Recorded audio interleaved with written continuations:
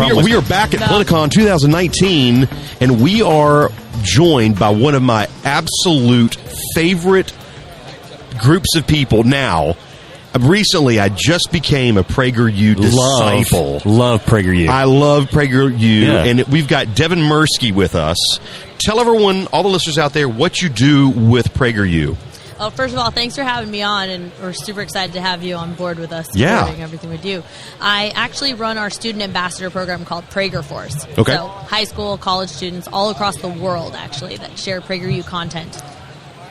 That's awesome. So where are you based out of? Los Angeles, actually. L.A. County? Indeed. Nice. Lots of traffic out there. Yeah, a little bit. I flew in LAX a couple weeks ago. It seems like you descend into houses for an hour. It's endless. It's endless. Yeah. It's huge. Unlike any other place, really. So if you had your druthers, would you still live in California? Well, that's where I was born and raised. So for me personally, it's the best place. Besides traffic and other craziness involving politics, I honestly would prefer not to leave. Yeah, I understand that. So how'd you get involved with PragerU? Bit of a roundabout way, but I studied political science, and then I found jobs that dealt with student activism. Okay. And that's really what kind of got me connected with people at PragerU, and since I was in LA, that was how it really came about, and you get to know people, and then they're like, hey, you'd be really good overseeing the student program since you work with students. Yep. So it's kind of amazing how it kind of fell into my lap a bit. Excellent. What's funny is something she just said. I want to hear a little bit more about that. You would love to stay in California. Yeah. I kind of picked up on that. So you got to explain that a little bit more. I don't know. Everyone always makes me paranoid of making jokes of I wish we would move our offices, or at some point politics are going to get so crazy. It's so expensive. Which is true. They make it a little difficult to live there. It seems like. Yeah, always. It's always just chipping away at you. It's just here's another tax, or here's another regulation. Oh my God, can you stop? Yeah. No kidding. So what is the mission of PragerU? Well, it's we've kind of been figuring that out a bit, because it's really we started on this kind of America-focused thing. We realized this has an international reach, so we're really kind of focusing on the core of life, liberty, and the pursuit of happiness on a world level. Okay. So expressing those ideals of freedom and personal responsibility for everybody. You know what's wild is I was on Facebook one evening, and I had one of these recommendations that pops up. It is PragerU, no I did, delete, no big deal. Then it comes up on an ad, and I said, okay, I'll give it a shot. And I forget what it was that hooked me in, but it was one of the original personalities that was on there. And the way they pieced together and the way it's produced is so straightforward and so technically sound that I was like, holy smokes, this is really good stuff. And I clicked on the next one. Before I know it, I'm listening 30 minutes of these videos, bam, bam, bam, bam, and I'm hooked. This is how he became educated about politics. Yeah. He went to PragerU. Exactly. That's what we're here for. But to me, it's obvious it became a very organic thing at PragerU. Right. It's something that you can, hey, if you want to give to us, you can give to us here. You give the opportunity every video that you do. You explain it very matter-of-factly. This is what we're doing. This is how you can fund us. And it is awesomely produced. I'm actually a PragerU donor. As of about 6 months ago. It's fantastic stuff. And honestly, keep my job. Let me tell you why. Because I have had some crazy conversations with my kids in the car. A lot of times when I force them to listen to our podcast, because I do make them do that. But so they have different political views than I do on some things, and I don't know where those came from necessarily. How old are they? Well, they're in middle school, right? So they're starting to hear things from their teachers and other people that I don't have control over necessarily. Exactly. And one of the things that I do is we go find that issue on PragerU and walk through it, because it's designed honestly for people at all levels, right?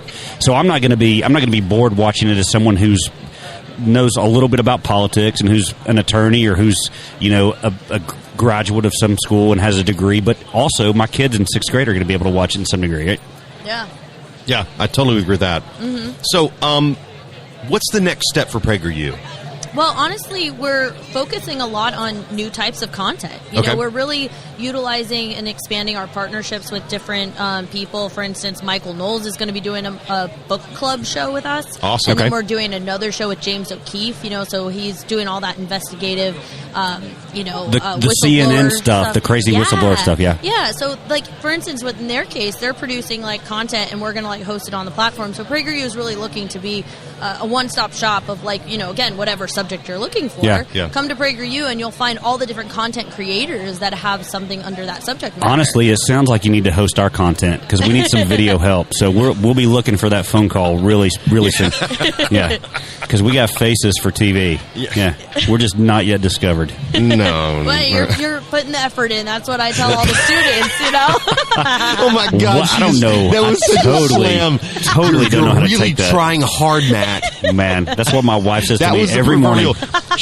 Devin just patted you on the top of the head. Exactly. She's used You're to working with trying students. hard, buddy. Exactly. I see that. I can see that. You're doing great. Keep it up. Can you hear that sigh on the radio? Yeah. Wow. We need to plug in, like, sad trombones up here. Wah, wah, Wah, wah, wah, you know. Wow, where do you go from there? I don't know. So let me ask you this. So there are obviously, I don't want to call them competitors, but there are obviously folks like you on the other side out there, because I actually got suggested to say, hey, watch something about the Electoral College with this group, and I can't remember who does it. Something like Democracy for Dummies or Democracy. What is that group? I know there's like Democracy Now. Maybe. Yeah, maybe that's it. Maybe that's it. Yep. So you guys are seeing that content on the other side as well, too, right? So what is your strategy to kind of get your word out when you have them kind of working against you? Are you going to the social media platforms? Are you going to? It sounds like you're going to campuses too to make your pitch, or how is that working? Yeah, we're really focusing a lot on social media and doing as much as we can with online marketing, because that's where it's at. You know, it's like all the physical grassroots thing is important, but at the same time, the reach is much wider when you're dealing with the internet. Yeah. But at the same time, you know, we totally know we're going up the tide, you know, and you have to compensate by going on all the various platforms and having our student ambassadors that kind of, you know, our CEO likes to say it's kind of like whack-a-mole. So it's like they keep trying to shut us down on different platforms, but here someone else is sharing here or there, and they can't shut them all down. Yeah. So that's kind of one aspect of it, is that you have a lot of people sharing the content organically as well, of course, and that's what really makes a huge difference. So but as Prager, you've been tried to shut down before? Well, we obviously are dealing with a major issue with YouTube, because they restrict like over 200 of our videos. Part of the videos, right? I'm walking here into something I'm actually read up on. Like, give me an example of one of the videos, though. You know? Oh, God. You're going to love this one. So, we have a video about the Korean War. Like, just straight up history video. Yeah. Like, here's explaining what happened. There's no bias in it at all. Which I need to watch that, by the way. I know very, very little about that. So, Exactly. Something interesting like that. And because it talks about war, all of a sudden it's not appropriate for children. I'm like, excuse we're not me, advocating war. Hold on, they play games every day way more where they're violent. killing people all the time. Yeah, so you can't even bring up the word. I mean, even our video that Dennis Prager has of why communism isn't as hated as Nazism, and because we mention Nazis and there's like a symbol of the Nazis in the video, you can't show it. It's like we're clearly not supporting Nazis. Like, just because you see the symbol, this sounds like censorship. This sounds like censorship to you. Yeah, and we had a great comment over here from a Bernie supporter, right? Yeah, and he said his thing is, I do not believe in censoring any kind of speech. The more speech, the better. You got to learn to filter it for yourself and decipher it, but it's not fair to restrict, because then you're playing sides, obviously, right? So, and we think YouTube is playing sides. Oh, obviously. 100%. Because there's no justification. Way before we got into this lawsuit with them, we were trying to do it just the civil way of like, hey, why are these videos restricted? Like, is there an issue going on? Like, you know, maybe it's just obviously a glitch in algorithms or something. And then they went and peer reviewed them personally, and they still decided, and then it just got worse. Like, more videos getting restricted. So we're like, okay, you know what? You're kind of pushing us to this point. So there's got to be a movement out there to report your videos then too. It seems like that it's not exactly organic. It seems like there would be a group that would say, hey, I'm going to report this as negative content to YouTube, so they have to decide. Yeah, I mean, that happens even on, of course, like Twitter and Facebook, and so we always have to deal with little issues on all those places. But, you know, it shouldn't matter, because really what it comes down to is if you did look at it, you would realize that there's nothing violent or pornographic about our videos, so it doesn't fall under that category of what they say should be in restricted mode. Absolutely. So these building up this student following, on college campuses. Explain those. What do those look like? So we're not traditional on-campus clubs. Okay. So that's where it gets a little bit unique and different. So we have individual student ambassadors they're all on social media and they're all on the internet. They show videos in the classroom, in their club meetings, and that's really what it's about. They're like individual ambassadors that are spreading awareness of the ideas and the videos that we're espousing. So, Excellent. Yeah. So the folks who work for you do that, the kids that you recruit and that sort of thing. That's awesome. Yeah. Absolutely. You know, they're just very passionate about what we do and about opening up that dialogue. Yep. You know, and having the other side of the story told. You know, we've had some students in a gender studies class and asked the professor to show our video on the gender pay gap.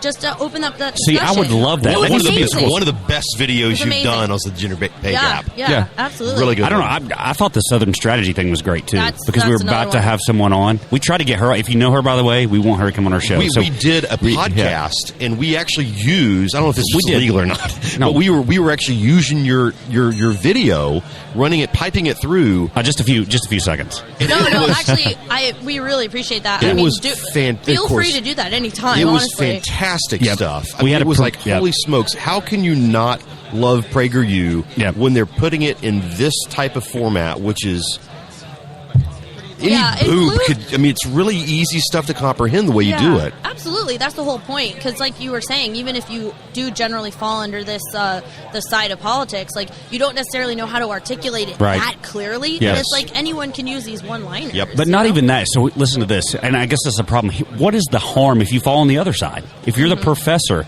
if you really know your subject matter, what's the harm in showing something from PragerU? There's no harm. Because some of it's true, but if anything, it's opening up the discussion. Right. It's like, okay, here's this, here's how it's presented. Now let's talk about the nuances of this argument, because there are some, clearly, on some of the videos. But to be that scared to show that video, we shouldn't be that scared to show a video on the other side of our issue. We should welcome that sort of thing, and I think that's what he was saying. That's the problem. If you're content to live in your echo chamber and not welcome any outside issues, you're never really going to grow intellectually and also politically, right? You're never going to reach consensus, I think. Right. Yeah. You need to be able to justify why you're voting a certain way or thinking a certain way. Like, how are you supposed to, to stand there and feel like you're making an informed decision? Yeah.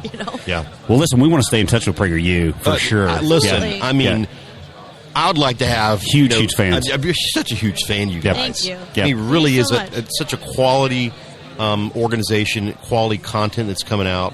You need to be super proud to be a part of that organization. Thank you. Really good stuff. And we want to do what we can to help push those videos out. So if we're talking about a subject or something, we definitely want to get it out there to our 300 or 400 people. We'll Devon, help you out. Thank you so much for joining us. Thank you. I appreciate all the thanks for work your you're time. doing, too. Thank you. Bye.